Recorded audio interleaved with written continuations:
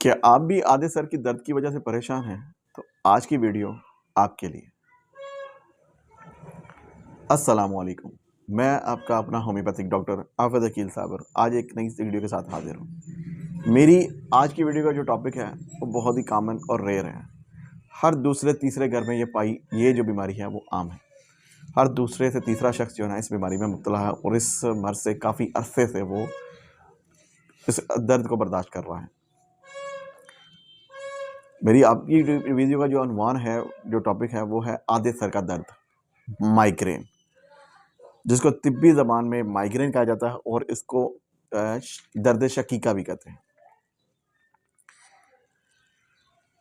दर्द शकीका असाबी कैफियत में सर के एक हिस्से में दर्द का शिद्दत के साथ पैदा होना, और कह लेंगे इसके थ्रॉम्बलिंग, ऐसे जैसे कोई हथौड़ी मार रहा है, हथौड़ियों के साथ जैसे कोई हमला कर रहा है। दर्द उठता है, फिर ख़त्म होता है, फिर उठता है, फिर ख़त्म होता है, मुसलसल इस तरह, और इतना शिद्दत की दर्द होती है कि आदमी का तबीयत क्या उसका हुलिया बिगाड़ के रख देता है।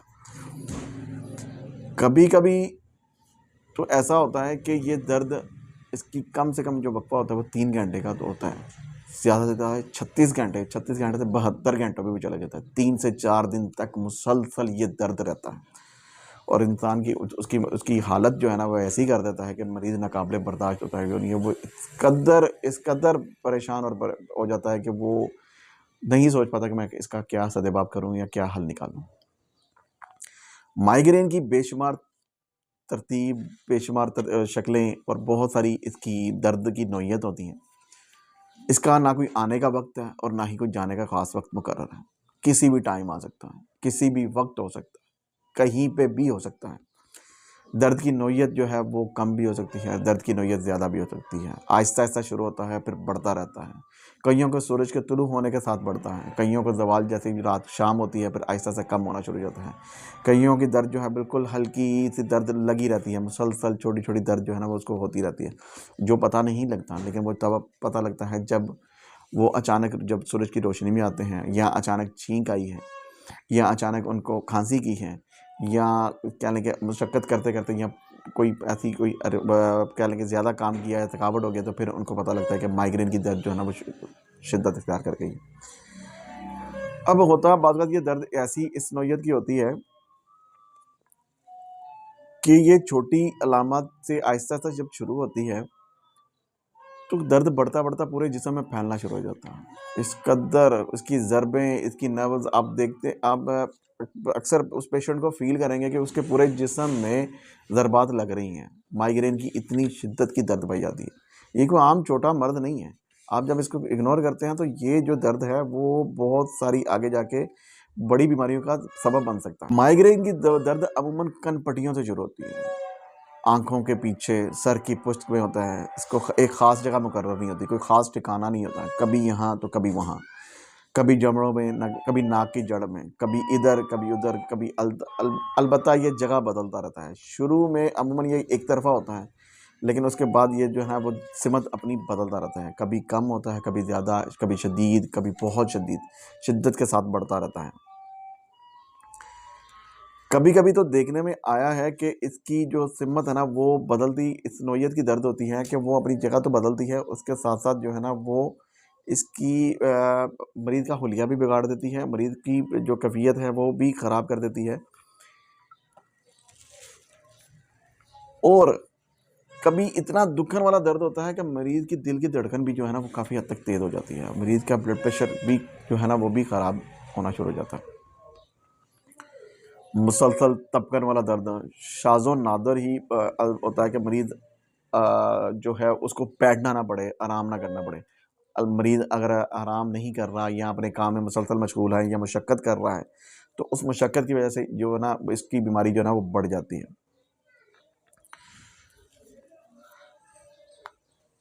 बाद वक़्त ऐसा होता है कि मरीज़ को इस दर्द को कम करने के लिए लेटना पड़ता है, आराम करना पड़ता है, अंधेरा लाइट बंद करके अंधेरे वाली जगह पे लेटना पड़ता है। सर के अंदर वो तकिए के अंदर सर दे के, ऐसे वजह से वो सर के अंदर, तकिए के अंदर सर घुसा के फिर इसको आराम मिलता है।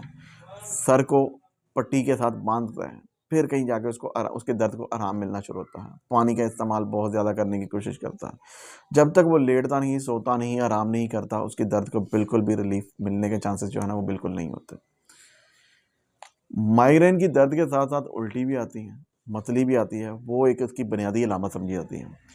कभी इतनी ज़्यादा क्या आ जाती है कि जो कुछ खाया पिया है बिल्कुल बाहर निकल आता है, पूरा मैदा में खाली जो है ना वो खाली हो जाता है। मरीज़ का जी तो नहीं, फरमाइश तो नहीं करता, लेकिन वो यही सोचता है कि अगर मैं कुछ खाऊंगा या कुछ पीऊंगा तो मुझे उल्टी हो जाएगी, मुझे क्या आ जाएगी।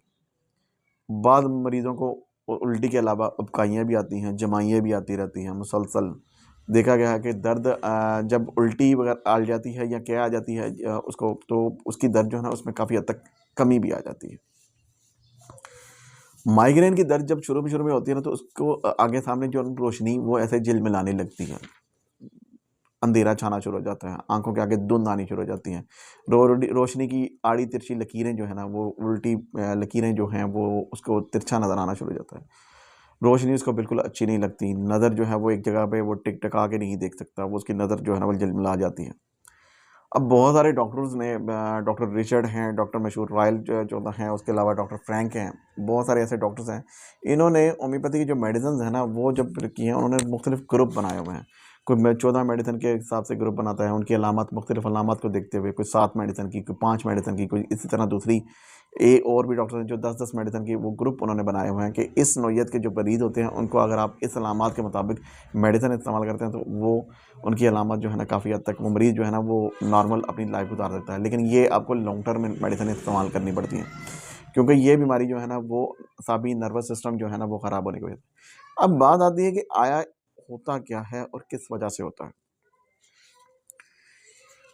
माहिरीन के मुताबिक यही कहना है, यानी कि साइंस आज तक यही कह सकी है और जो पुराने डॉक्टर्स हजरात हैं वो आज तक इसी मशाबे पर पहुँच सके हैं कि एक तो नींद का प्रॉपर ना लेना, खुराक में कमी करना, डिहाइड्रेशन पानी का कम इस्तेमाल करना, या उसमें कह लें खून की कमी की वजह से ऐसा हो सकता है, या दिमाग को पूरा ब्लड की सप्लाई नहीं पहुंची इस वजह से होता है। हार्मोन्स की तब्दीली में ख़वातीन में या उसकी हार्मोन्स की तब्दीली, या वैसे जेंट्स में मेल में भी अगर हार्मोन्स की तब्दीली है तो उस वजह से भी ये माइग्रेन की दर्द जो है ना वो शिद्दत अख्तियार कर सकती है।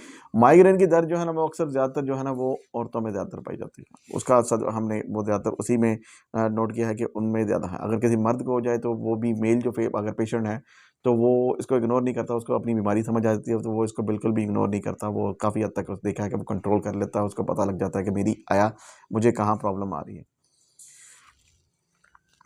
इसके लिए फ़ौरी अलामत की जो तदबीरें वो यही हैं कि सबसे पहले तो अंधेरा और ख़ामोशी इख्तियार करनी चाहिए, और कुछ खामोशी, बिल्कुल लेट जाना चाहिए, आराम करना चाहिए जितना हो सके। अगर नींद आ रही है तो बेशक बिल्कुल सो जाए। अगर खाया पिया नहीं हुआ तो खाना खाना चाहिए। बेटाइमा खाना जो है और या खाने का प्रॉपर ना लेना, टाइम पे वक्त पे ना लेना, ये भी इसका सबब बन सकता है, इसका सबब बन सकता है। पानी का इस्तेमाल जो है वो ज़्यादा करना चाहिए। ठंडी पट्टियाँ माथे पर, गर्दन पर, पसीना अगर ज़्यादा आ रहा है पिछले हिस्से में, सर के पिछली बैक हिस्से में, आपको पट्टियाँ करनी चाहिए। बाकायदा वर्जिश, रोज़ाना हल्की की वर्जिश जो है ना वो लाज़मी अपनी ज़िंदगी का मामूल बनाना चाहिए। ये नहीं है कि आप इसको इग्नोर करें, आपको ये अपनी वर्जिश लाज़मी करनी चाहिए थोड़ी बहुत। ठंडी पट्टियाँ माथे पे और उसकी गर्दन पे, बैक पे ठंडी पट्टियाँ जो हैं वो करनी चाहिए। ये बिल्कुल बैक पे, कमर पे, गर्दन पे बिल्कुल ठंडी पट्टियाँ जो हैं और इसके साथ-साथ जो है वो वर्जिश, उसका रूटीन बनाएँ, डेली बेस पे उसका वर्जिश करें। इससे भी काफ़ी हद तक जो है ना माइग्रेन की दर्द में जो है ना वो कमी आ सकती है। अगर बहुत ज़्यादा शदीद दर्द हो तो उस सिचुएशन में आपको डॉक्टर के पास लाज़मी जाना चाहिए, इसको इग्नोर ना करें। न्यूरोलॉजिस्ट, दिमाग का डॉक्टर जो है उसको लाज़मी दिखाएँ। होम्योपैथी तरीका इलाज जो है ना इसका इंतखाब मरीज़ की अलामत और उसकी मजमूई जब अलामत इकट्ठी करते हैं तो फिर उसके बाद ही उसको मेडिसिन प्रिस्क्राइब कर दी है।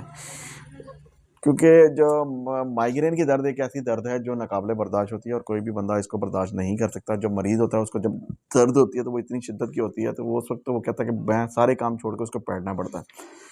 तो जब होम्योपैथी की मेडिसिन दी जाती है तो वो उसको अलामत के मजमुआ इकट्ठा करके या किसी एक ख़ास बुनियाद के ऊपर एक मेडिसिन दी जाती है। सबसे बड़ी जो होम्योपैथी की मेडिसिन जिसमें इस्तेमाल होती है वो होती है बेलाडोना।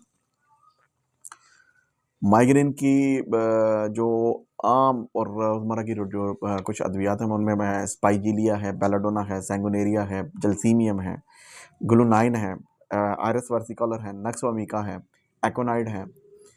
ये कुछ मेडिसिन होम्योपैथी की जो है ना वो इसमें जो बहुत ज़्यादा रोज़मर्रा में इस्तेमाल होने वाली हैं वो जो है आम हर दूसरे तीसरे पेशेंट्स को उसमें कुछ अलामत इसकी लाजमी पाई जाती है।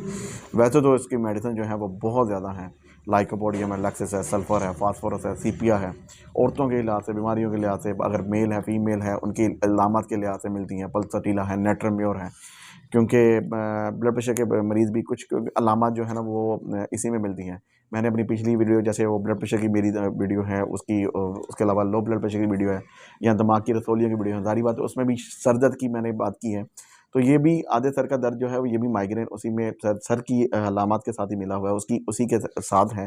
तो इस या ज़ाहिर बात है मैं समझता था कि इस वीडियो को बिल्कुल एक अलग टॉपिक होना चाहिए, ताकि लोगों तक मुकम्मल इसकी जो है वो रहनुमाई हो सके उन लोगों की जो भी इस मर्ज़ में मुब्तला हैं।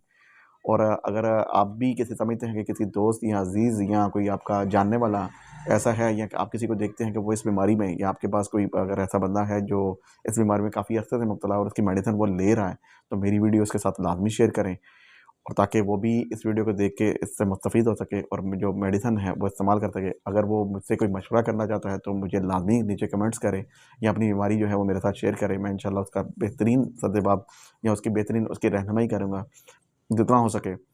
और आपने अभी तक अगर मेरे चैनल को सब्सक्राइब और लाइक नहीं किया हुआ तो उसको लाज़मी सब्सक्राइब और लाइक कीजिए, और उसके बेल आइकन के बटन को प्रेस कीजिए, और ताकि मेरी नई आने वाली वीडियो आप तक लाज़मी पहुँचे। मिलते हैं इंशाल्लाह एक नई वीडियो के साथ। अपना बहुत सारा ख्याल रखिएगा। अल्लाह हाफ़िज़।